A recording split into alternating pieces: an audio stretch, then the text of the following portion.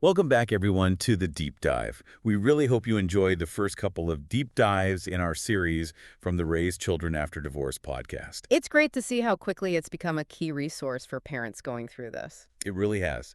And we're thrilled you're here for our fifth deep dive today. Mm. This one's all about age-specific parenting strategies, how to tailor your approach during and after divorce. A crucial topic. Definitely. And we're digging into insights from Daniel McMahon today. He's the author of the, incredibly popular book, Raise Children After Divorce. Fantastic resource. Very practical. Exactly. If you're looking for that kind of real-world guidance, you can find Raise Children After Divorce at all the major booksellers and, of course, on Amazon Books. Daniel McMahon's work is the foundation for our chat today. And it's a pleasure to be exploring it. What's really key here is understanding that kids at different ages just process divorce so differently. Right. So it's not just about being sensitive. It's about, meeting them where they actually are developmentally. Precisely, to give them the support that actually works for them. Okay, so in this deep dive, we're going to unpack those strategies. We'll cover the little ones right through to young adults. Mm-hmm. The mission today: give you actionable insights, help you handle these conversations with, hopefully, a bit more confidence. Sounds good. All right, let's start with the youngest children. Communicating something as huge as divorce to them, Mm-hmm. what's the absolute most important thing? Well, the core thing really is cutting through all the adult stuff. Mm-hmm. The focus has to be on the simple truth. You love them, and they are safe. Okay. Their logical thinking isn't fully there yet, so simplicity is just paramount. Daniel McMahon in Raise Children After Divorce nails it with an example like, Mommy and Daddy don't get along anymore, so we'll live in different houses. Right. But we love you very, very much and will always take care of you. That simple, repeated message is the bedrock. So clear. No need for complex reasons or blame, is there? Absolutely not. It's all about their emotional security. And the source material mentions using visuals. Yeah. How does that help? Oh, hugely helpful. Picture books showing different kinds of families, like, single parents, blended families, two homes. They can be powerful. How so? They basically normalize the child's experience, show them they aren't alone, that families like lots of different ways now. It visually explains the change while still reinforcing that love is there. It's like validation for their feelings, Mhm. seeing it reflected like that. Yeah. Now, reassurance. I imagine that needs to be ongoing. Constant, absolutely. Young kids can easily worry, even silently, that it's somehow their fault or that one parent might stop loving them. Mm-hmm. So regularly, consistently telling them both parents love them deeply, unconditionally, it's non-negotiable. And Daniel McMahon's book suggests some really practical, tangible ways to show that love. Oh, like what? Tell us more about those tangible things. Well, things like setting aside time for family drawing. Even if you're in separate homes, everyone draws pictures of the family. It's connection. I like that. Or creating photo albums together. Happy memories from before, and importantly, after the separation. These aren't just nice activities. They're visual proof that love continues despite the changes. That's very proactive, actively building that security. The book also talks about routines. Why are familiar routines so critical?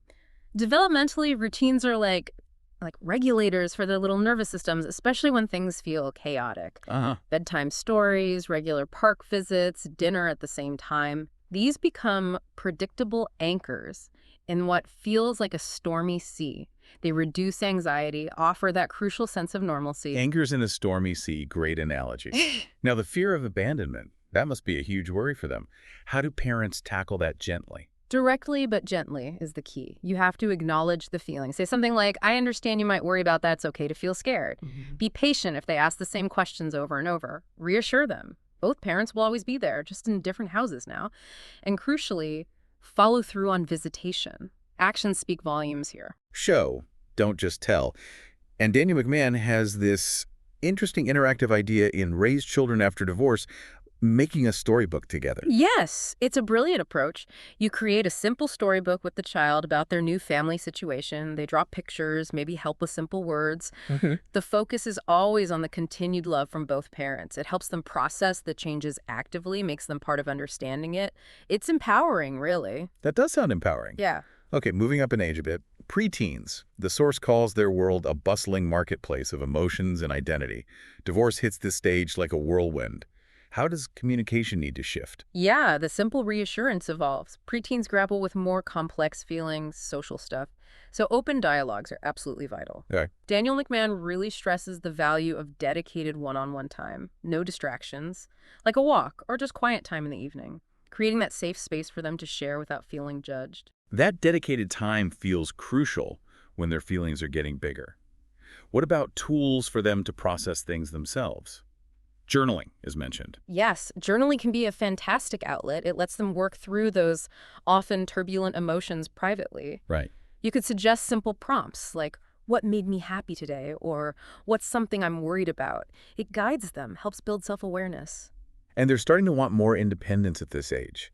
How do parents nurture resilience during this big family shift? Well, encouraging them to explore new things they're genuinely interested in, that's key.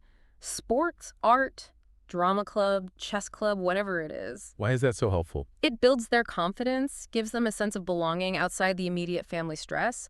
They develop new skills, make new friends. Daniel McMahon also suggests role-playing at home. Role-playing, that sounds interesting. How would that work? You could act out little scenarios, maybe negotiating chores, planning an outing together, handling a disagreement. Ah, I see.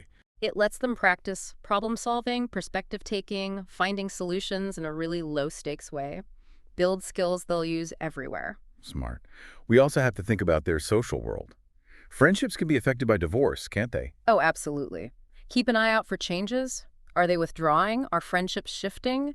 Encourage them to stay connected. Maybe help facilitate hangouts. And if bullying happens? Offer unwavering support. Help them strategize how to respond. Let them know it's okay, actually it's good, to talk to a teacher or a counselor. They need allies. Preteen years are emotionally bumpy anyway.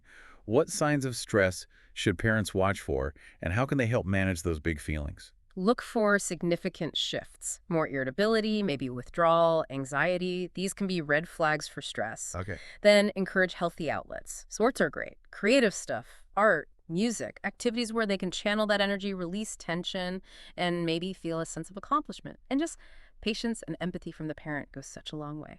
Understanding makes a huge difference. Let's pause here for a moment to remind everyone, if you're finding these strategies helpful, they stem from the fantastic work of Daniel McMahon in Raise Children After Divorce. It's an incredibly popular book for a reason, offering so much practical advice. You can easily find it on Amazon Books and other major sellers. It really lays things out clearly for each stage. Highly recommended. Okay, let's move on to teenagers. Yeah. That push for autonomy gets really strong here. The source calls it a tightrope walk, balancing their need for freedom with providing guidance. How do parents walk that line post-divorce? It is a balancing act, truly. One key is involving them in decisions that actually affect them. Like what specifically? Schedules, maybe some household responsibilities, things related to their own lives. It shows respect for their growing maturity, gives them a stake in things, fosters responsibility, but you still need those clear boundaries in place. Right, the tightrope. Divorce can also really impact a teen's self-esteem, their whole sense of self. How can parents proactively support them there? Encourage their self-expression, whatever it is, fashion, music, writing, gaming. Support their exploring who they are, and positive reinforcement is huge. Just noticing the good stuff. Exactly. A genuine, I'm proud of the effort you put into that, or I really admire how you handled that situation. It lands powerfully, especially when things feel unstable elsewhere. Academics, extracurriculars, they often provide structure. What's their role here, and how can parents support teens in these areas? They provide vital structure and normalcy, absolutely. It helps to maybe coordinate a little with teachers or coaches. Just letting them know there are changes at home can create a more supportive net for the teen. Okay. Encourage their involvement in school stuff, sports, clubs. It's a healthy outlet, keeps them connected with peers in a positive way. Now, the tricky topic of dating and relationships. Witnessing a divorce can complicate how teens view relationships. How do parents navigate those conversations? Openly and honestly is the only way, really. Talk about what makes a relationship healthy, respect, communication, support. Not just romantic ones, friendships too. So, setting a foundation. Yes. Set guidelines that fit your values, but also allow them space to learn and figure things out. Ask them their perspectives. It helps them process everything, including what they saw happen between their parents, perhaps. Daniel McMahon's book, Raise Children After Divorce, apparently has a reflection section for parents about these autonomy talks. Why is that self-reflection useful? Because it helps parents gauge if they're hitting that balance right. Am I giving enough freedom? Am I providing enough guidance? Mm-hmm. Reflecting on past conversations, what worked, what didn't, lets parents fine-tune their approach. It ensures they're truly supporting their teen's growth while still being that essential safety net. Makes sense. Okay, finally, young adults. They're legally adults, but divorce can still ripple through their lives. What are the main things to keep in mind? First off, acknowledge their maturity. Treat them like partners in discussions, especially about big family things, finances, future plans, maybe even logistics of the separation. Transparency is vital. Right, respecting their adulthood. Exactly. Involving them shows respect and empowers them to make informed choices for their own lives. Young adults are often hitting major life transitions. College, first job, moving out. How can parents support them through those changes, especially with the backdrop of divorce? It's about discussing both the practical stuff and the emotional sides. So, yes, talk budgeting, time management, maybe career exploration internships, networking, Okay. but also just be there emotionally. Your continued encouragement, your interest in their dreams and challenges, that provides a crucial anchor as they navigate these big steps. That sense of family continuity feels important across all ages. How do parents keep that alive with young adult children who are building their own independent lives? You have to be intentional about it. Emphasize keeping traditions going, even if they look a bit different. Plan regular gatherings, maybe family trips if possible. So create opportunities for connection. Yes, those shared moments reinforce the bonds, create new memories, and remind everyone they still belong to this family unit even as it evolves. It provides stability. And as these young adults form their own serious relationships, what role should parents play? Is guidance still needed? It's more about being a sounding board, perhaps. Encourage open talk about what makes a healthy adult partnership work communication, resolving conflict respectfully. Okay. Maybe share your own experiences, the lessons learned, if it feels right. If they're struggling, gently suggesting therapy or counseling isn't about interfering. It's about pointing them towards useful tools for their own relationships. So the role definitely shifts again, from directing to guiding to more like walking alongside them. Exactly. You're walking alongside them as they forge their own path. You offer support, encouragement, maybe wisdom when asked. It's fascinating, really, how those core needs from early childhood, love, security, they still underpin everything, just expressed and met in very different, more adult ways. This has been incredibly clarifying, really digging into these age-specific strategies, drawing so much from Daniel McMahon's book, Raise Children After Divorce.